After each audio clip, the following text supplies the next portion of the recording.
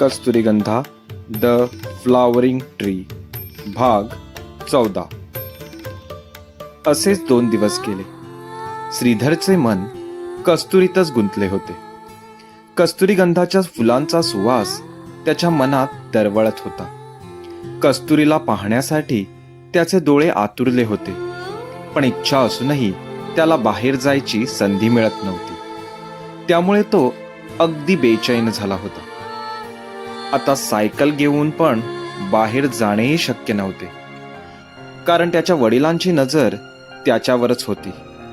त्यामुळे कस्तुरीला भेटायचे तरी कसे हेच त्याला समजत नव्हते. तो आपल्या खोलीतून बाहेर आला आणि सरळ आपल्या स्वयंपाकघरात गेला. तिथे त्याची आई आणि चिनम्मा स्वयंपाक करत होत्या. काय झाले श्रीधर, काही पाहिजे का? श्रीधरला स्वयंपाकघरात आलेला पाहून मोठ्या बाईसाहेबांनी विचारले. आई, ते मला. श्रीधरला काय उत्तर देऊ ते समजत नव्हते. त्यामुळे तो जरासा गोंधळला. काय झाले श्रीधर, तुला काही पाहिजे का? ते मी काय करतोस? जे हवे ते सांग ना. बाईसाहेब जरा हसल्या. मला वाटते श्रीधर दादांना काहीतरी सांगायचं आहे, चिनम्मा मध्येच म्हणाली. हो श्रीधर, तुला काही सांगायचे आहे का? बाईसाहेबांनी पुन्हा विचारले. नाही आई. आई, तुला बाजारात काही काम नाही का? श्रीधरने आपल्या मनातील विषयाला वाट करून दिली. बाजारात नाही, पण कशाला? बाईसाहेबांनी विचारले. नाही, मी घरी बसून कंटाळलो होतो. मग म्हटले तुम्हाला काही काम असेल तर तुमच्या सोबत बाजारात जावे. श्रीधरने आपले वाक्य गुंडाळले. नाही, बाजार तसे काही काम नाही. तुझ्या बाबांना काही काम असेल तर विचार आणि त्यांच्याबरोबर जाऊ नये. बाईसाहेबांनी आपले काम न थांबवता म्हटले. नाही, नको, बाबांना नको, असे म्हणत श्रीधर परत वळला. परतत असताना तो मध्येच थांबला. आई, सध्या घरात तो सुगंध येत नाही ना? कसला सुगंध? श्रीधरने विचारले. बाईसाहेब श्रीधरकडे पाहत म्हणाले. कस्तुरीगंधाचा. 2 दिवस झालेत ती फुले आली नाहीत तर घरात काही नाहीसे वाटते. तुम्ही ती फुले का मागवत नाहीत? श्रीधरने विचारले. त्या मुली आल्याच नाहीत. त्या आल्या असत्या तर घेतली असती फुले. आता बाजारात जाऊन मुद्दाम कोण घेणार? बाईसाहेबांनी गालातच हसत म्हटले. यावर श्रीधर काहीही न बोलता पुन्हा आपल्या खोलीकडे वळत होता. तेव्हाच त्याच्या वडिलांनी त्याला हाक मारली. श्रीधर, तुला आज काही काम आहे का? वडिलांनी त्याला अडवत विचारले. नाही बाबा, तसे काही काम नाही. का?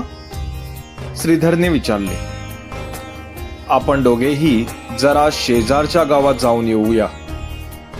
व्यापारासंबंधित एक काम आहे, वडिलांनी म्हटले. शेजारच्या गावात? म्हणजे बाजारातून जायचे ना? श्रीधरने विचारले. हो. आणखी कोणता रस्ता आहे? बाजारातूनच जावे लागणार. वडिलांचे हे शब्द ऐकताच श्रीधरच्या चेहऱ्यावर आनंद आला. तो ज्या संधीची वाट पाहत होता ती संधी आयतीच चालून आली होती. काय, कुठे हरवला? येतो की नाही? वडिलांनी पुन्हा विचारले.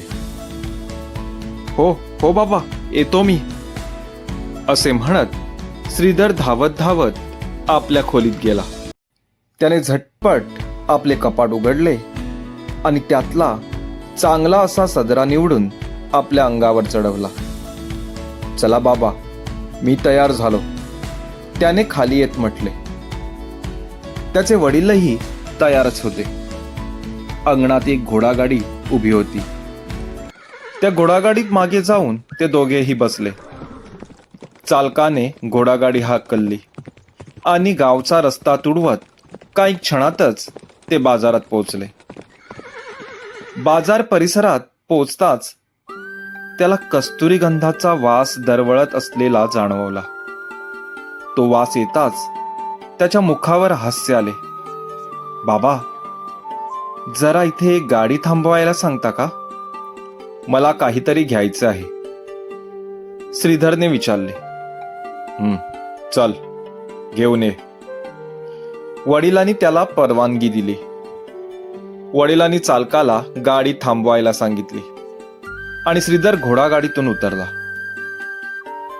फुलांच्या सुवासाचा अंदाज घेत तो बाजारातून चालू लागला. त्याचे डोळे तिला शोधत होते. तेव्हाच त्याच्या नजरेसमोर त्याला ती दिसली. तिला पाहताच असे वाटले की त्याला जगातले सगळे सुख प्राप्त झाले आहे. आज ती खूपच सुंदर दिसत होती. तिचे रूप कस्तुरी गंधाच्या फुलासारखेच दिसत होते. तिची कोमल गौरवर्णीय कांती कोणाचेही लक्ष तिच्याकडे वेधून घेईल अशीच दिसत होती.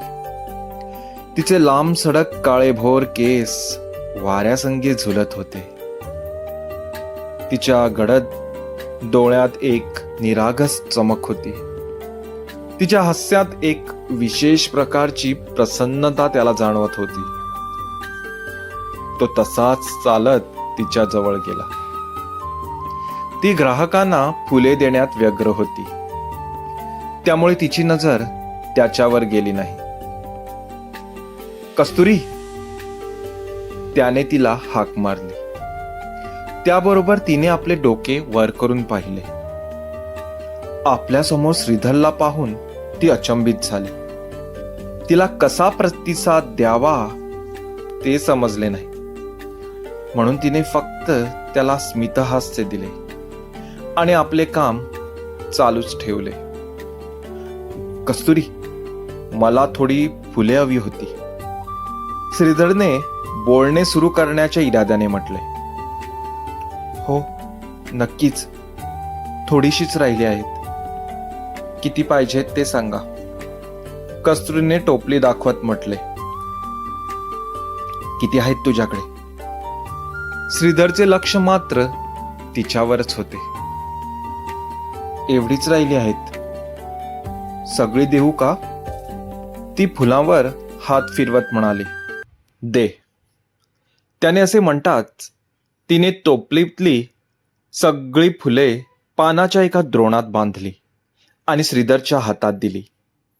आज तुझी बहीण नाही आली? श्रीधरने आणखी बोलण्यासाठी विषय वाढवला. नाही, तिला आईने घरकामासाठी ठेवले आहे. कस्तुरीने आपण बसलेली जागा साफ करत म्हटले. आपली सगळीच फुले संपल्यामुळे कस्तुरी आपल्या जागेवरून उठली. तिने टोपली हातात घेतली आणि ती जाण्यासाठी निघाली. कस्तुरी, जरा थांब ना. ती जाण्यासाठी वळत आहे हे ओळखत श्रीधरने तिला थांबवले. आणखी काही पाहिजे होते का? कस्तुरीने विचारले. हो, तुला काही सांगायचे होते. श्रीधर तिच्या चेहऱ्याकडे पाहत म्हणाला.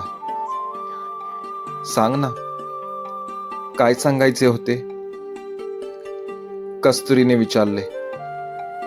कस्तुरी, मला वाटते मी तुझ्या... श्रीधर थांबला.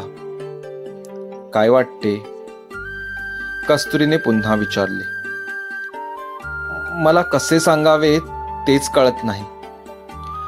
कस्तुरी, मला... श्रीधर अडखळत म्हणाला. जरा लवकर सांग ना, मला घरी कामे आहेत. कस्तुरीने म्हटले. माझ्या मनात दिवस रात्र तुझेच विचार चालतात. सकाळी उठल्याबरोबर सर्वात आधी माझ्या डोळ्यापुढे तुझेच चित्र दिसते. दिवसभर तू कुठे असशील, काय करत असेल याचाच विचार मी करत असतो. आणि रात्रीही झोपतानाही तुला आठवल्याशिवाय मला झोपच येत नाही. मला असे का होत आहे हे मला समजत नाही. माझ्या मनात सतत कस्तुरी गंधाचा वास दरवळत असतो. मला वाटते मी तुझ्या प्रेमात पडलो आहे आणि मला सरळ तुझ्याशी लग्न करायचे आहे. श्रीधरने सरळ सरळ सांगून टाकले. काय वेड लागले आहे का? तू काय बोलत आहेस हे तरी तुला समजते का? कस्तुरीने आश्चर्याने म्हटले. हो, मला माहित आहे मी जरा वेडेपणाच करतो, पण हे खरे आहे. आधी मला पण वाटायचे की मी समजतो तसे हे नसेल, पण मी चूक होतो. माझे मन तुझ्यावर कधीच जडले आहे. माझ्या हृदयात तुझ्यासाठी एक अढळ जागा निर्माण झाली आहे. कस्तुरी, मी फक्त माझ्या मनातले विचार तुझ्यापुढे व्यक्त केले आहेत. पुढे सर्वस्वी निर्णय तुला घ्यायचा आहे. मी तुझ्या उत्तराची वाट पाहत आहे. असे म्हणत श्रीधर तिथून निघून गेला. कस्तुरी आश्चर्याने त्याला पाहतच राहिली. आता तिचेही मन खोल विचारात बुडाले होते. तर तुम्ही ऐकत होता कस्तुरी गंधा द फ्लावरिंग ट्री या कथेचा 14वा भाग. पुढे काय होणार? कस्तुरी श्रीधरला होकार देणार? श्रीधरच्या बाबांना जेव्हा हे समजेल तेव्हा काय होणार? पाहूया पुढच्या भागात. धन्यवाद.